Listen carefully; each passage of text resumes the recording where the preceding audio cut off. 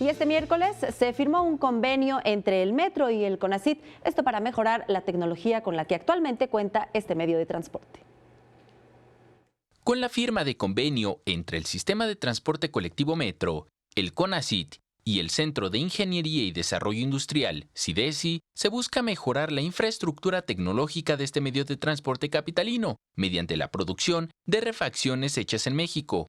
Además del impulso a la ingeniería mexicana, el ahorro que representa dejar de importar las refacciones necesarias desde Europa o Estados Unidos es relevante, señaló el mandatario capitalino, quien destacó además el cambio que puede darse al pasar de la importación a la exportación. Por lo pronto, ahora ya la empresa Metro, ya el Metro de la Ciudad de México, ya está vendiendo tarjetas que antes compraba en el extranjero. Este convenio representa una aportación de 50 millones de pesos por parte del gobierno capitalino y 30 millones del CONACYT para el desarrollo de tecnología que impulse las mejoras en el funcionamiento del metro.